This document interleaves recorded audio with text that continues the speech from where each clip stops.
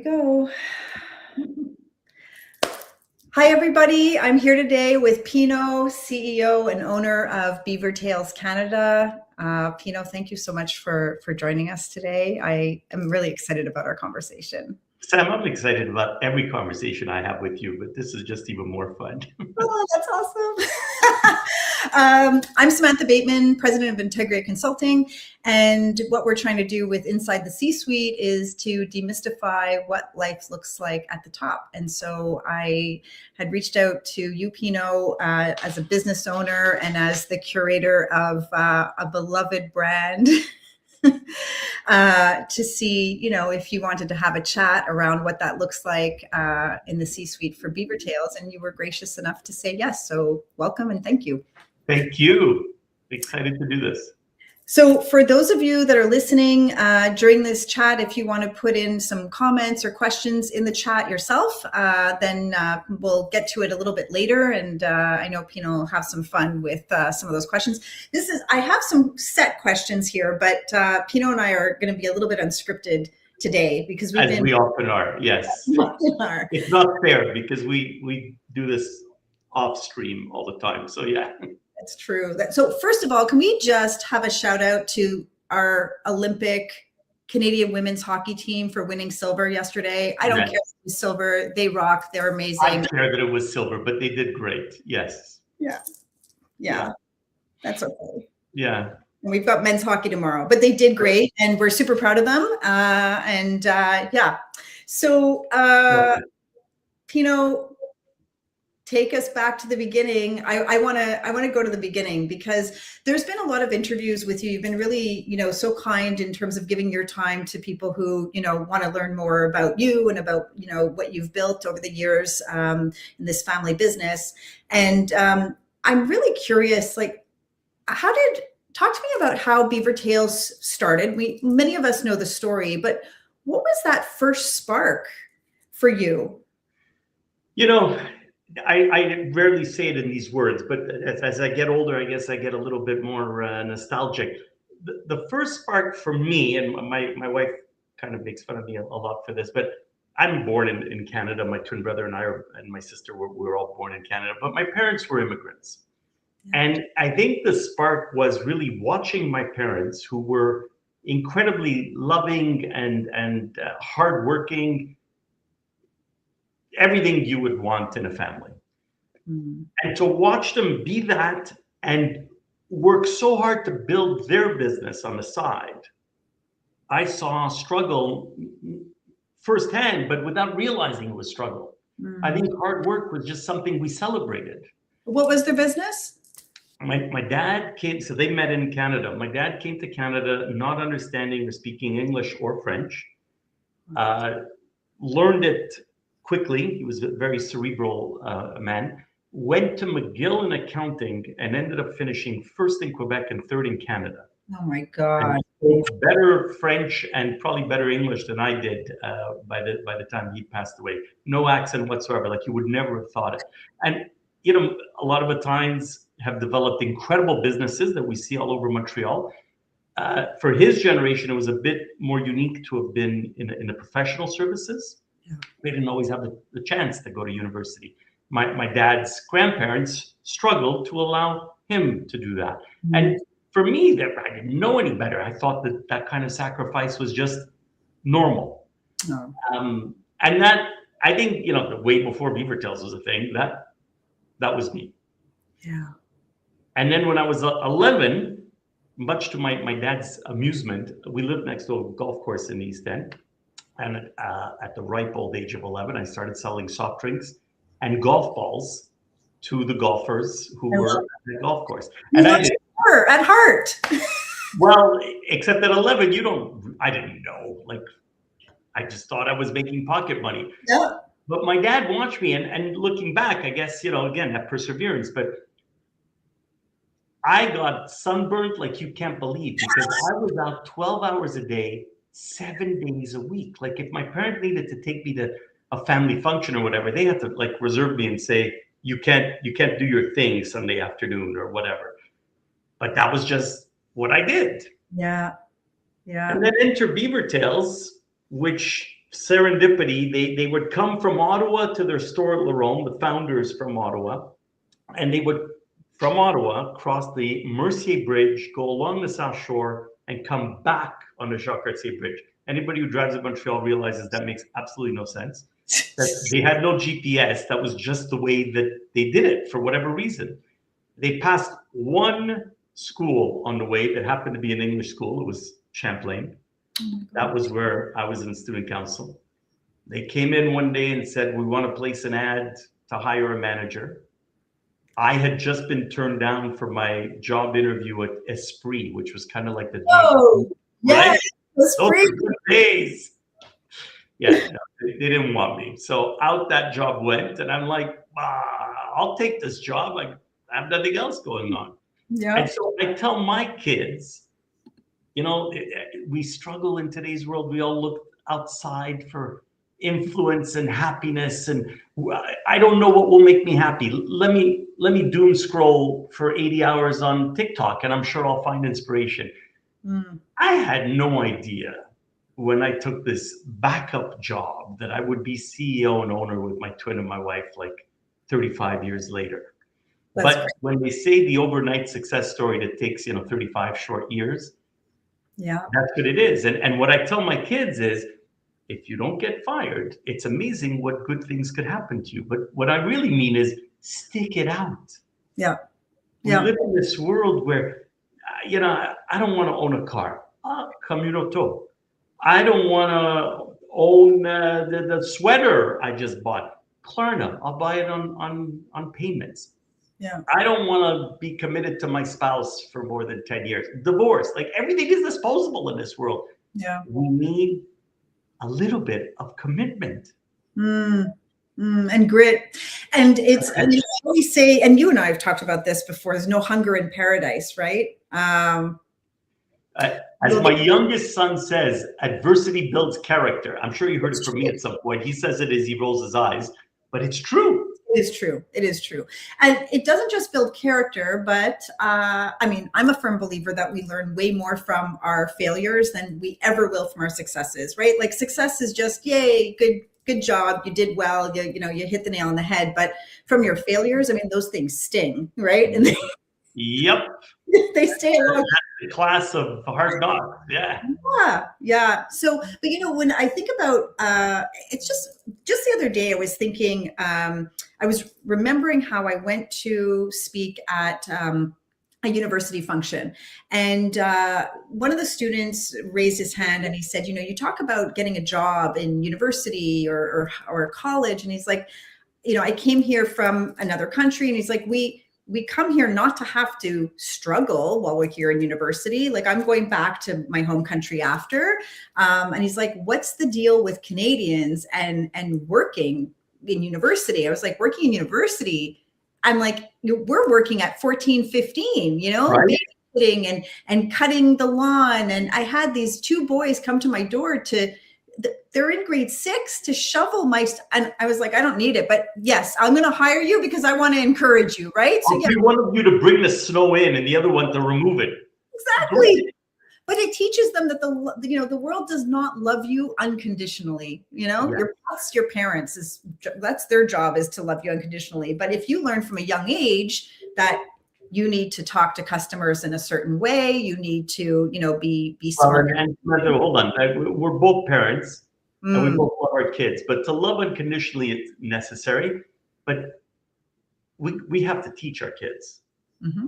And we live in a world where I read a statistic that over 57% of HR professionals have reported having a parent come to speak to them or see them about an employee's performance review. Oh, wow. Ow. So now 57% or 100% of that 57% think they're loving unconditionally. Yeah. As my daughter would say, secondhand embarrassment, right? I don't think those kids or employees, whatever, young adults, I don't think they would even see it as an embarrassment. Because I think if they did, they would have the grit and resilience to have made it through.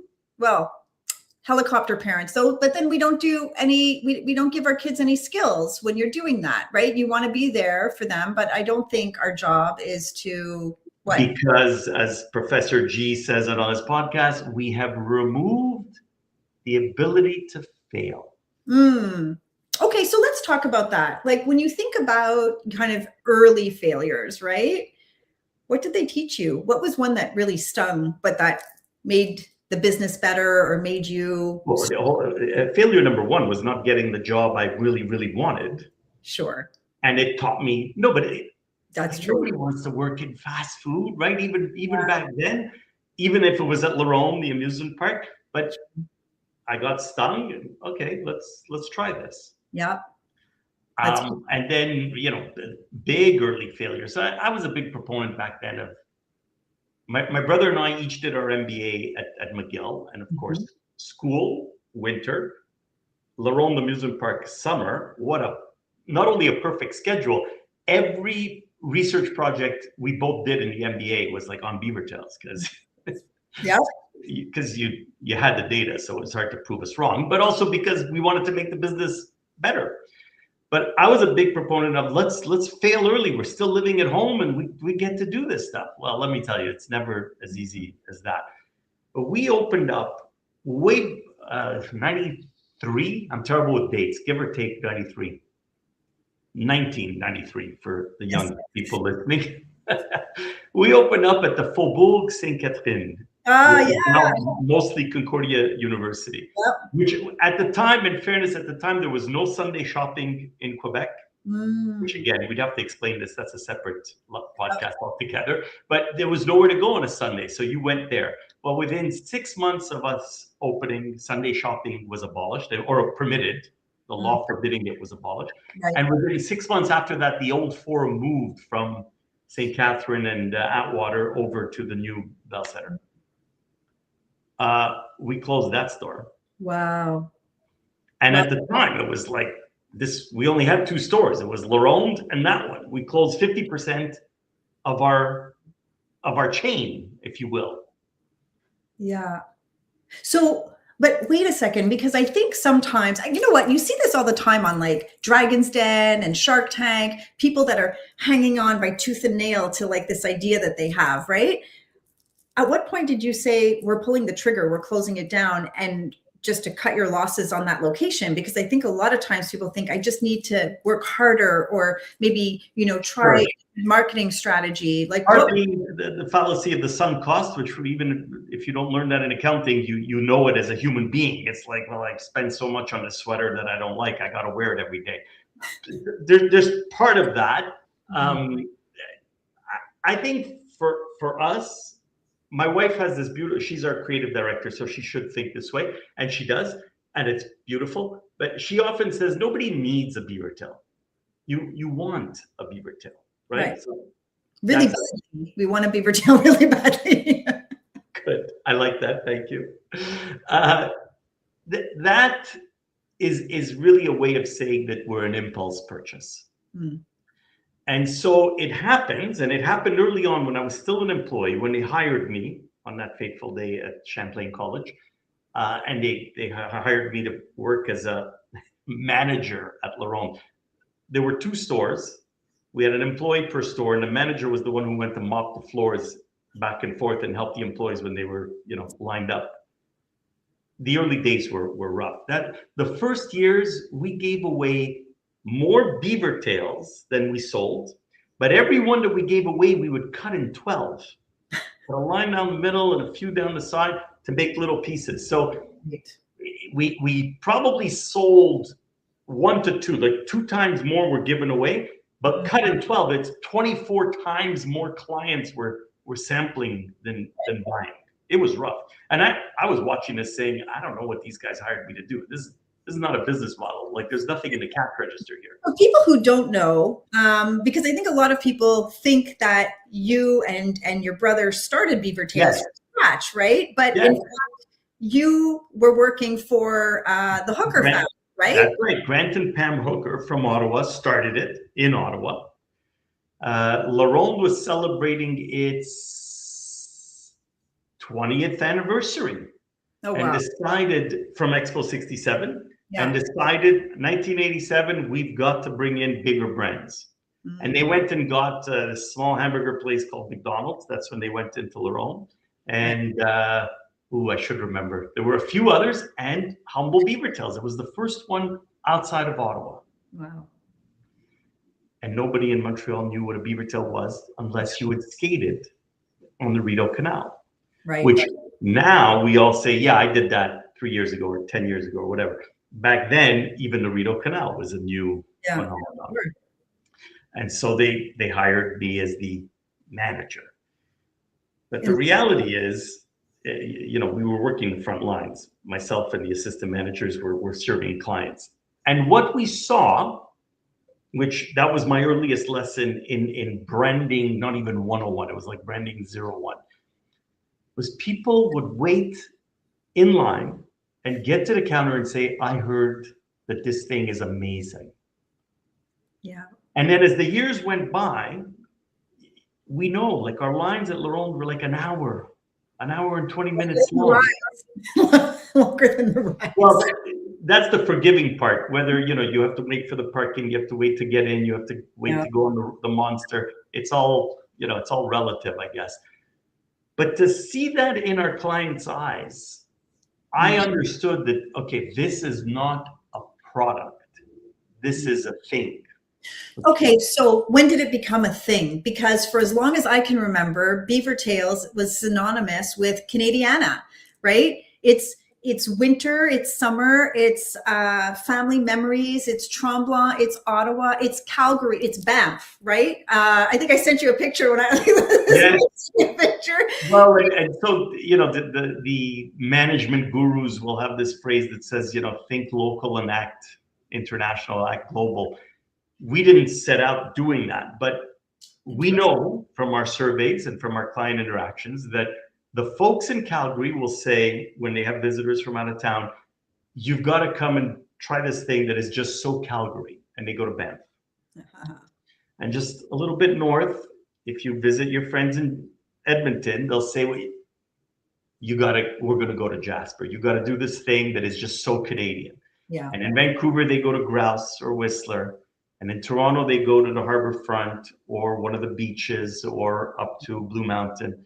In Montreal, we go to Tremblant or Old Montreal. And or just out to a lesser degree, right? Because that's more commercial. But across Canada, coast to coast to coast, because we are now proudly in Nunavut, people see it as their own. Yeah. And that became a thing serendipitously. I wish we could say, it was all planned out and strategic. You'd have to have a lot of patience and a lot of money to have done it that way. But our product was perfect for these iconic, beautiful places that make Canada, Canada. And those places are more majestic and beautiful and powerful than our brand could ever be.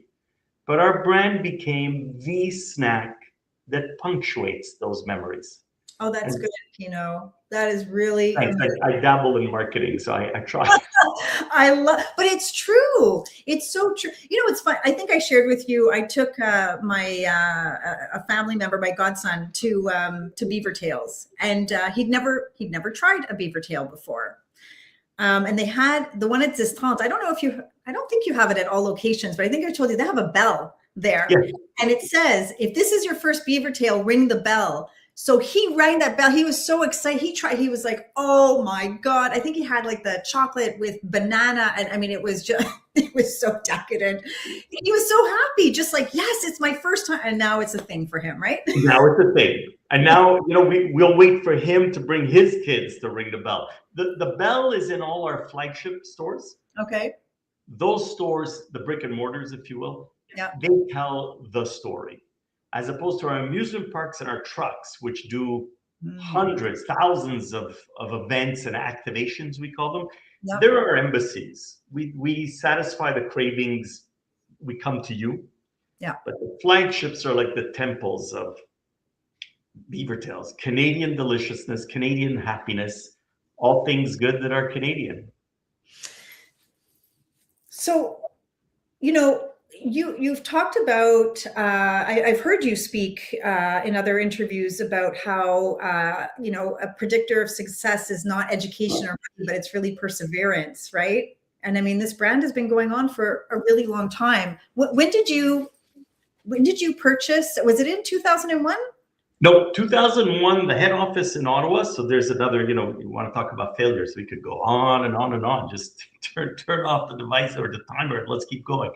But the guys in Ottawa, it was a bunch of ad people. Like, there's a great and terrible slogan that says, "Advertising is the tax you pay for being unremarkable." Oh, yeah. And we struggle with that line a lot. I should probably have it emblazoned somewhere in the office. There's a great book, one of the top 3 books in my lifetime. Denise Lee Yon from California wrote What Great Brands Do. Okay. And he says, if a brand is special enough and celebrates its DNA sufficiently proudly and strongly, you don't need advertising. And so you think of the Apples of the world where the advertising is built into the product. Yeah. BeaverTails has never succeeded when we've done advertising. We don't even like to call it marketing. We call it branding. Okay.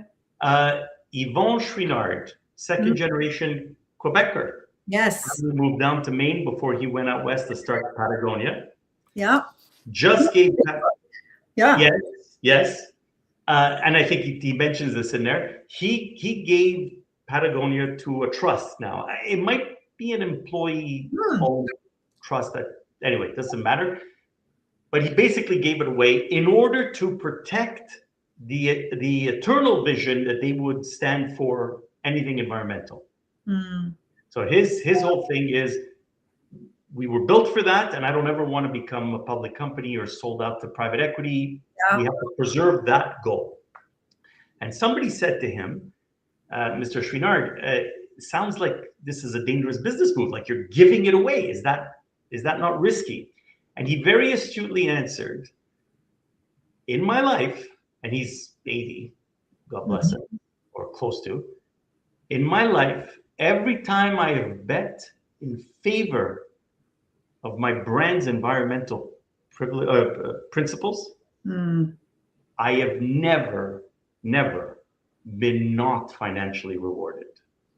In other words, his DNA is so strong that he's actually learned the hard way or the easy way. Yeah. If I double down on what I stand for, which in his case is environmentalism, it always comes back to pay me. Well, we saw that with Ben & Jerry's too. Right? And we continue to see it. Even sold to Unilever, the founders continue to stick for their principles and celebrate their DNA. It sounds so cliche, but yeah. So what are the values? Okay, so many questions. What are the values that you espouse, with your team? And also I want to get back to, some failures that stung. Yeah, lots of time for failures. We have two sets of values. So we have our management values, which is reflexive excellence, resourcefulness, resilience. Those are classic management principles. Yes. Our average consumer who waits an hour in line and wants to eat a beaver tail doesn't care less about those, nor should they. So our public facing or our product values are, we are Canadian. No matter where we are in the world, we are Canadian. And that doesn't mean we fly the flag like some other countries that we won't mention might do. Being Canadian is being polite and humble. Yeah. But we will always be proud to be Canadian, no matter where we are in the world. And we are indulgent. And I can tell you the story of this is sad, another failure. The most indulgent failure we have ever had was we released for our 25th anniversary, almost 25 years ago, we released 2 new flavors. One was the Avalanche, because we were starting to do stores at Ski Hills. Cream cheese icing, score bits, and caramel sauce. Pretty good. I like the pistachio chocolate myself, but that one's pretty good. We still have that one, the Avalanche. Yes. We do. Yes. Okay. Good point. Yes. You'll see why. We released that one. we released maple with more improved maple taste, more maple syrup in the maple, and we gave all our employees plaid shirts, which we still wear now in our flagship stores. And because at the time the health thing was starting to be a thing, so we said, okay, we'll do a healthy flavor. Organic peaches from Ontario with real whipped cream. Oh, the whipped cream on hot beaver tail. Yeah. It was good. It tasted really good. But Samantha, never before or after have we had to. Sometimes we'll have stock that comes close to date. We'll give it to food banks. Yeah. That stock turned before we knew it. But who doesn't love peaches? What happened? Well, what happened is, if I want something that even sounds healthy, yeah, you're not going to go to BeaverTails. Yeah, I'll have it at home, or I'll go to some salad shop. If I want indulgence, so people tell us all the time, I'm on a diet. Saturday's my cheat day. I can't wait. I'm going to BeaverTails. The Kalalo, what is it? The Kalalo Sunrise. Oh, that's my favorite. If anybody hasn't tried it, cinnamon and sugar and lemon. Fresh lemon. So not good. A huge seller. Amazing sweet and sour taste. Like the balance is wild on that one. Okay. But people don't think of it because, chocolate hazelnut with brownies and drizzle on top. Sign me up. Yeah. But that's part of it. So when I talk about our values, we are unashamedly indulgent. We are here. And guess what? So there's a thing that happens in Banff, which we had nothing to do with, but it's kind of a anthropological reality. People take a picture because BeaverTails are flat. Yeah. They're not Instagrammable. But our fans, God bless every one of them, have figured out that if you hold it at an angle with a roller coaster in the background or the Canadian Rockies. So in Banff, in the middle of the street, because we have a store on either side of the street, but the median in the middle, which is about 3.5 feet wide, has become our Instagram totem. The mountains in the back. That's right. And that gives the height. That gives the height. Yeah. So Pino, when you talk about that as being a failure in terms of that product didn't work, it sounds like you got a lot more clarity in terms of, okay, so if our consumers are telling us this, then we're going to just get very close and comfy with this idea of indulgence, right? That's right. And I'll give you, this is also a failure turned exactly the same spin you just put. We long talked about, we do poutine because it's Canadian. We're not a poutine store by any stretch, but you don't go to McDonald's and not have the fries with your burger. So some people want a bit more with their BeaverTail food. Yep. We're not going to do fries. You could order fries, but they're not on a menu. We want you to have a poutine. We're Canadian. And even in our 2 U.S. stores, it's real Quebec gravy, real Quebec cheese. Cheese curds, yes. Quebec cheese curds. Over the border, but we do it because it's got to be the real thing. And so early on, we talked about, well, if we do this, we should put the poutine on a BeaverTail. That would be crazy. And we resisted because we were afraid, the health nuts are going to get all over us, and it's too much. And then one day, April Fools, we get light up on social media because Huffington Post did a mock story on a Canadian company that cornered the market on Canadian food by making a BeaverTail with a poutine and maple syrup. And I came into the office that day and I said, shame on us because this is 2 jokes. One, the joke that's funny, and it was funny, they called it a poo-tail. I said, but the second joke is really on us. It's why did they celebrate unashamedly what we are? And we put that thing on our menu and we called it the poo-tail. And it's still on the menu today. That's awesome. And it's not for everyone, but that's who we are. It is for snowboarders. Young male snowboarders love the poutine. Yeah. Yeah. Oh my gosh. Okay. There you go. Somebody put in the comments, poutail. There you go. Poutail. Yes. Yes. It's crazy to me though, how this, like, the ups and downs of business and there've been so much. I mean, look, COVID, there was a recession, there's, I don't know, this crazy period of, I don't know, are we in a recession? It's just kind of a weird time. Malaise is the best word. Malaise. It's just a dark. Yeah. Yeah. When the economy or, you know, what's going on in the world is a little bit crazy, I mean, are those the types of situations that kind of keep you up at night in terms of what's going to happen to the business, or is it something completely different? Well, they keep me up as a human, and I think these days they should keep all of us up as humans and as parents. And that's not, you know, we talk about work-life balance. I mean, we work, most of our day is spent working. That's part of your life. So I think we have to realize that, you know, my youngest also says, I don't want to talk about politics. I don't want to learn about politics. And it's like, well, yeah, you do, because this is the world we live in. So I have a hard time unraveling this ball of wax and saying I'm only going to focus on that part. This is all part of the whole here. Right. That said, a big lesson I've learned in branding is that you really have to identify your DNA. And the book that has most marked me in life, so Denise Leon was one, but another one is the Blue Ocean Strategy, which a lot of people Yes. And I think that's fundamental to branding, is you got to build a brand that ultimately has a unique story. I mean, that's a gross simplification of what the book is about, but basically we'll leave it at that for the purposes of this chat. If you have a sufficiently unique story, you can then double down, celebrate that story, and build competitive moats around other stories. And that gives you relief from competitive pressure, is the short of it.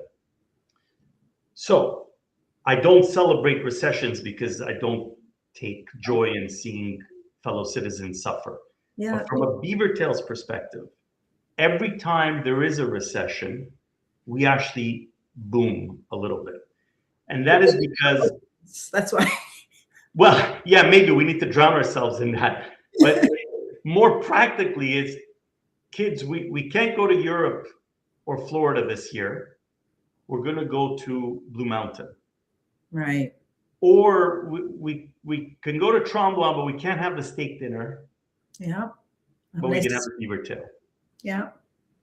As opposed to when times are booming, hey, we're going to Europe, and when we come back, we're going to do a weekend in Tremblant, and we're going to celebrate with a beaver tail. We are that little indulgence, right? So, I mean, Starbucks lives a similar reality where you can't afford the Louis Vuitton, but I'll buy the $8 latte every day, and at the end of the year, that's 2 Louis Vuittons, but who's counting? Pino, how do you build resilience on your teams? Like, as a leader, right? Like, what do you find that sometimes resilience is lacking, and like how can you build it? Or do you just identify talent that has had a story around? Well, so my team, shout out to my team now. We had the dream team before COVID, and then we had to let a bunch of them go by mistake. We thought restaurants were dead. Right. We doubled sales during COVID. Wow. In the dark early days when we were shut, before people started figuring out that we could, whatever, leave the 3 feet between clients or whatever, there was a dark period. And that was a tough time for our team, and we lost some great people and great friends in the process. Through COVID, I call COVID the period of the COVID clowns. I think COVID, a lot went wrong everywhere. Well, but I think COVID, well, because let's call a spade a spade. COVID empowered us to rewrite the rules. Yeah. Guess what? Some of the rules were there for a good reason. So imagine tomorrow morning we say, okay, we're going to get rid of all the rules on the highway. We don't need bumpers. We don't need seatbelts. We don't need guardrails. God, we don't need speed limits. Drinking and driving, forget it, off to the races. So we rewrote everything. And I don't think as a society we're built for everything we rewrote. Yeah. So are you talking about work life? Are you talking about remote work versus hybrid? Big time, Yeah. and then some. I was on a podcast with a dear old friend from Champlain from the days of when I was hired. he's in accounting. He's in accounting. He works at BDO. And Mike says to me, he says, I have a hard time teaching, and it's not just young people. Actually, it's far from just young people. I have a great story to share there too. But he says, I have a hard time teaching some of my colleagues the difference between a job and a career. Mm. Now, if you want a job, trade to the other guy who's going to give you 50 cents more. Trade to the other guy that's going to give you 2 weeks more vacation. Trade to the other girl that's going to let you work from home. Trade transactionally all you want. But if you want a career, you're doubling down. I often ask, are we doing this to be able to work less? Or are we doing this to be able to achieve more? Those are worlds apart. And I think that in today's world, and I think COVID very much, I think this was going on before COVID, but COVID was like, okay, let's shake up this bottle of champagne before we uncork it, What do we want from life? I often also ask, and I'm a proud Loyola alumni. I'm still very involved with that school. The Jesuits have been teaching young people somewhere just under 500 years. Very lucky. Maybe they know what they're doing. Yeah, maybe that too. And the Jesuits often talk about form the person and not just the career. You're building a holistic person. And I think with COVID, a lot of that went away. And we really have become, I want a job. Career, not so much. It's interesting because I've spoken to a lot of people about this. And, keep in mind, this is my home office, right? So let me stand on my and talk about how you should go to the office every day. But, I would say it's interesting because, look, we had to scale back our team during COVID too. It was, you talk about, waking up at 2, 3 in the morning, like sick to my stomach, checking my bank account, like, oh my God, how much longer is this going to go on? And my team was all remote. By the nature of the work that we do, and also during COVID, everything switched, right? Like clients didn't want to meet us. Our clients also were working hybrid or remote. So, but one of the things that I was thinking about was when I worked in an office, if I was low on work, or if I was like, what's going on with the economy, or something is, we seem to be, or just with the business, it seems to be a little bit slower, I'm slower, I would go see my manager to say, I don't have enough work, or is there some other projects I can get involved in? Or I would ask a colleague, right? Is there something you're working on? And I remember having conversations with my team, and not to say that I did right by them by having to restructure the team. And it's still very painful actually to talk about, but it always is. Yeah. Telling my team, like, guys, like payroll costs, $30,000 a month for this small team or whatever it was. And we're not making the numbers. Like, we need to figure something else out in terms of, what we're going to do here. And maybe you could do reach outs, or not trying to change their job, but just if we want to work, like if you know what I mean? Like if there's no money coming in, then we're going to not be working. And it really didn't hit the way that I thought it was going to. Like, okay, what can I do? How can we, so that when I did have to restructure, the team was shocked. And I was surprised that they were so shocked. And it made me think, we're going really deep actually today, but it made me think that when we're a business owner, we could mortgage our home or remortgage our home. We could take a loan. We could expand our credit line. We could cash out investments, right? Like some of the stuff that I had to do to make sure that I was feeding my team for 6 months. But your team doesn't, they're employees, so they don't really care in terms of, it's not their job to care. It's not their job to care. That's more fair, right? I mean, it's not their job. Like they did not shoulder this going to work with somebody else to have all that stress. But what I have seen in terms of cream rising to the top is people who are like, okay, what can I do? How can I adjust? How can I, put myself, you could also go look for another job, I guess. There is that. But Right. when you're working in an office, there is this kind of inclination of, well, I'm not just going to sit here in my open, desk situation where people can see that I'm, online shopping necessarily. I'm going to go and ask someone. And I felt that when things were slow, it's kind of like, well, I'll just go and get some stuff done, run some errands, Netflix and chill. So I feel like that the going to office, it creates other opportunities to generate creativity, to come up with. Sure. And look, we can go deep just on that topic. And I think it's also important to say that a lot of good, I hate to use that word, but came out of COVID. Yeah. We learned a lot of valuable things, and including flexibility. So for instance, I mean, we are in office and proud of it, but it's been 2.5 years now. We were a very early adopter. We are a 4-day work week. And you didn't get a salary raise.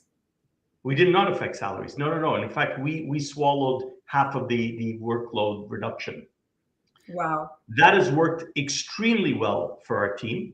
And today is Friday, and I'm in the office, and my twin brother is in the office. We sometimes come in to clear our desk. Yep. Nobody else is, and that's the way we love it. That's a huge perk for your staff. Well, so that's maybe, some of the flexibility. Additionally, who are we kidding? If you have a doctor's appointment, whatever, I think things were more strict before COVID. Now we accommodate that. Those are good things. Yeah. But in terms of the job versus career, I think that the person on your team who was not shocked about the restructuring, the person on your team who came in excited. I mean, we have people on our team, and I think of Alex in our operations who visits our stores and sends more emails back from the store visits than I would. Catherine in marketing, who just keeps flagging all kinds of crazy, goofy campaigns that she spots on the weekend. Nobody asked for that. We don't need that. Yeah. But those are career people. Yeah. And I'm afraid that in a day where it seems so simple, because I doom scrolled and saw on TikTok that this guy became 62% of millennials and Gen Zs aspire to being an influencer. 62%? Wow, that's scary. I think it was 67 or 69% aspire to being rich. The influencer actually sounds better at this point. Those are transactional. Those are jobs. So we have to go back to, why can't we be proud of what we do? That's a career. And if we're proud of what we do, if I'm going to, and it's not just about the work from home, but if I'm going to do my job as a copywriter, for example, and I'm not going to sit here and hear the ideas and hear the pain the other team is having, or hear the inspiration that this team is giving, if I'm not going to do that and I'm going to sit at home, at what point does it become easier for a company to outsource to a consultant, the Philippines or ChatGPT? Yeah. Those are all transactional. Those are jobs. We're doing a job. We're just doing the job. But it's interesting that you went to a 4-day work week. There's a book, The 4-Day Work Week, right? Did you read that book? And then no, that was a 4-hour work week.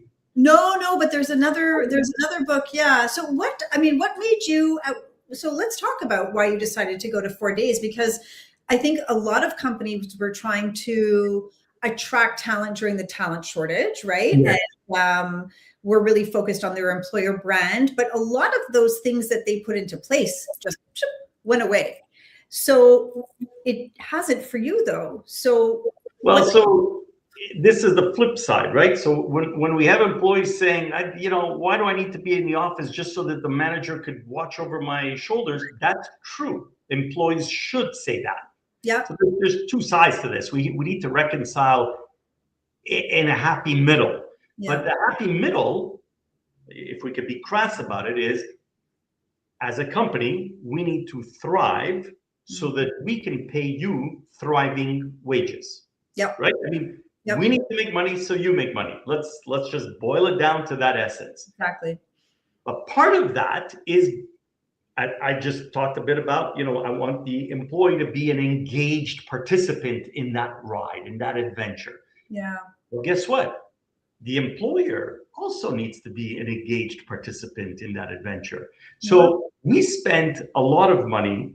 Our office is pretty cool. And we have an espresso machine that rivals any cafe in Montreal that could easily serve thousands of coffees a day. We're 17 people in the office. And we have a club level sound system in the office, and a lot of debates over what music should be playing, but sometimes those get reconciled and sometimes they don't. So we've invested in that. Why? Because we care. And because I'm here every day alongside you. Well, I'm here 5 or sometimes 6 days a week.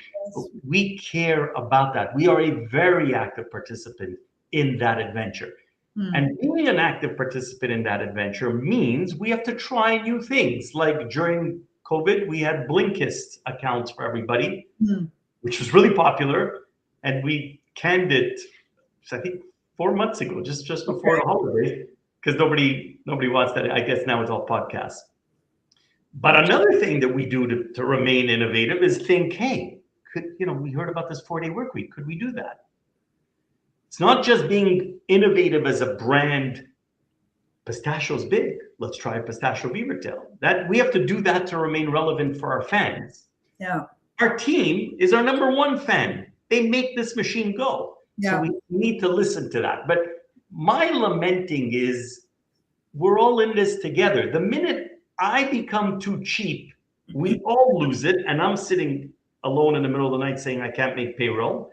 And the minute the employee says, I want to work from home and I still want a pay raise and I still want a promotion, you're not engaged in this adventure. You're not part of the party anymore. Yeah. So I just want us all to be part of the party. It's interesting because, one of the things I did love about having a fully remote team, it just worked. And in terms of the work that we do in search is, you're working on roles. So you fill your roles and it's, Thursday. I'm like, hey, just take Friday off, right? Yeah. Just take Friday off. You've been busting your butt on filling, these X amount of roles. I've seen how much, work has gone into it. We need to decompress. So being able to give back to your staff. We cater lunch every time a big enough guest comes to the office. But it's not just for the people in that meeting. We just cater for everybody. Yeah. You can do things like that. Guess what? Again, it's just being part of the party. Yeah. Do we have any questions does anybody have any questions? The poo tail. No, sorry. I don't like that, LOL. What is going to be the future of the business? Let me ask you, are you thinking you already have your twin brother is your partner and your wife is, heading up marketing and branding? Do you think you're going to bring the kids in to the business? So my wife and I adopted 3 beautiful children from Korea who are not children anymore. Well, 20, 17, and 15. I think all 3 of them could work in this environment in different ways, but we celebrate them for all that they are. Our eldest is going into marketing and business and may want to, consider applying. He's not going to get a free ride. But our daughter is hell-bent on early childhood education, is even volunteering at a preschool, is just so in love with being with children. And all we can do is celebrate, and they need to be part of the party, but it doesn't have to be our party. I've seen a lot of you have too, right? A lot of businesses that were passed down to, the next generation, cousins and siblings and stuff. And it doesn't always work out. And I remember I heard, I was in on a conference and it was for recruitment agencies and privately owned. And they had done a study or a survey more to find out the kids that were working then in that agency, in their parents' agency. If the parents would offer them $1 million or just, keys to the castle, what would they prefer? And they almost all preferred to have the $1 million to pursue their own dreams. Right. And it's interesting because, my eldest is, she's working and she's in Yeah. sales and so on. And a few years ago, my husband and I were talking and she was there and he was like, maybe you want to work, in Integria. And I was like, nope. I'm like, you need to go off and build your own dreams and have your own successes and have your own accomplishments in different environments. And then maybe one day you're going to have skills that are going to add value to this business. That's going to look a lot different, right? Yeah. But my opinion is, you bring them in early. Sometimes it builds a lot of, skills and grit. Like I remember the founder of Couche-Tard, his son worked literally like store level with a bachelor's degree. He was working store level, right? And he understood the business and he grew in it. There was no free ride there.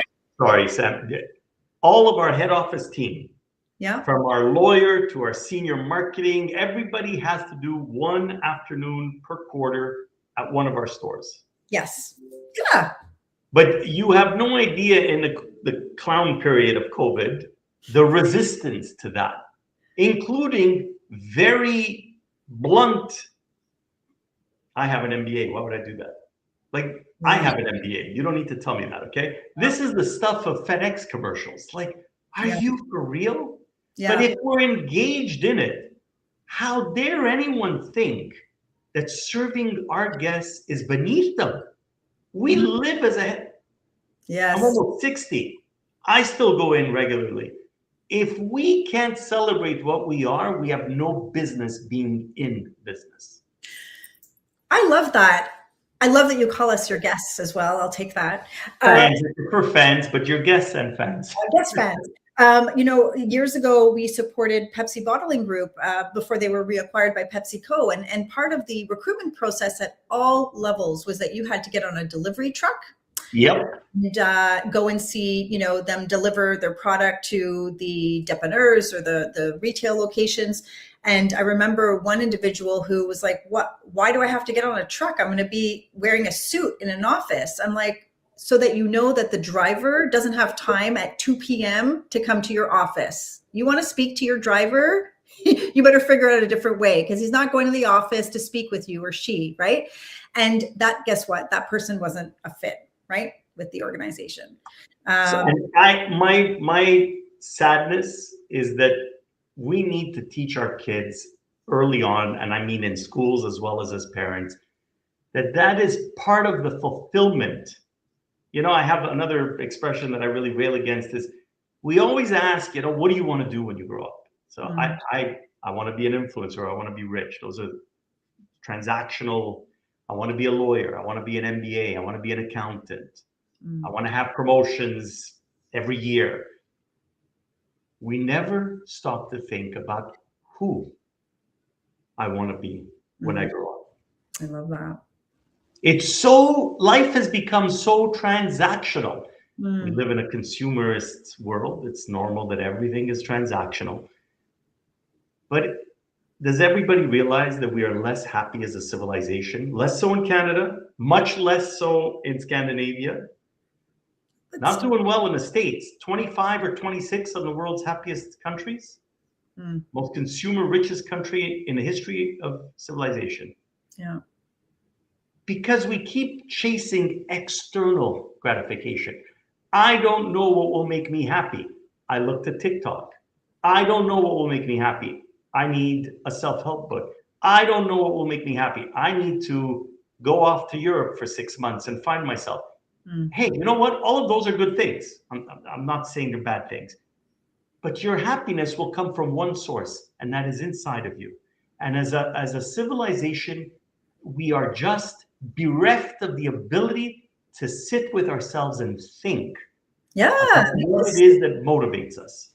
We have this to distract us, right? Well, isn't it Oprah who said, do what you love and the money will come, but it's figuring out what you love, right? So we're never going to figure it out if we keep looking at, But, I think back to, if we're talking about kids and jobs and, some of the people that have really impressed me are the people who worked while they were in university. I often will pick that out. Like, I saw your dates and you started working here, so you were doing both. So what does that tell me? It tells me that you know how to manage your time, or maybe you skip class too. Well, that's other skills. Right, that's another skill, but you still got the degree, so we don't. Right. But I think, even when I look at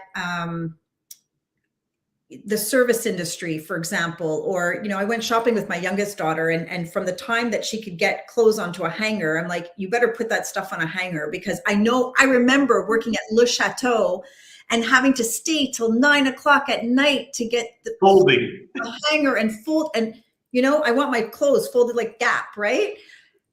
So you go to, eat at a fast food, you don't just leave your tray there. Can you pick up your tray? Because who's going to do it? Like, you know what I mean? Yes. And it starts with our kids. Yes. In terms of having some of those skills, because you can often see who worked in retail, who worked in the service industry, and who didn't. I can usually tell by how you're treating staff, how you're leaving your spot. Yeah. There's a story circulating. We're on LinkedIn, so let's give LinkedIn a bit of a shout out. It was a male, and in his interviews, the one trick he does is, if you don't offer to bring your coffee cup back to the kitchen at the cafeteria, he doesn't hire you. Yeah. But I mean, again, a bit transactional, but the respect. I had an interview where I took the candidate for lunch, and he kind of snapped his fingers to get the attention of the waitress. And I remember I asked him, what are you doing? Yep.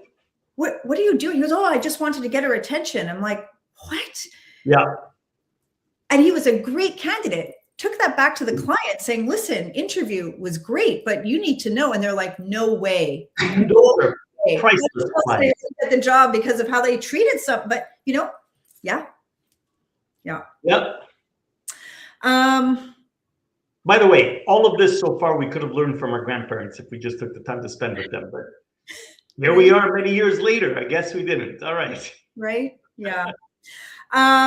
Pino, if you think about some of the things that you're most proud of in your career, what does that look like for you? First and foremost, working with my beautiful wife. We've been married for many, many years, almost 30 years, and we dated for 10 years before that. So longevity for me matters on all levels. Congrats. Working with my twin brother, who I like to joke I've known since birth, and raising our children. I mean, business is important, but those things matter. But from a business perspective, it's looking back. We have something called a brand Bible. It's not politically correct, but we celebrate all of our history. And every time you're a new employee or a new franchisee, I sign one of those Bibles, and it's a hard book printed. And we have quotes from employees from 30 years ago. We have recipes of Canadian, the Caesar cocktail, which was invented in Canada, pancakes to have with real Canadian maple syrup, et cetera, all Canadian stuff. But looking through that book and remembering the folks that have been an active part of this journey. I often look back at our team and I say, you're either an alumni or you're a former employee. Wow. You want to be an alumni.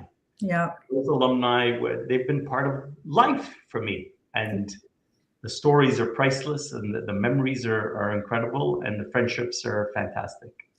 Pino, you and I have known each other for some time, right? Through Yes and whatever. And one of the things that I absolutely love about you and what, one of the reasons why I love BeaverTails so much as well is your humility, how humble you are, through all of your success, and yet you still manage to give back to community, to students.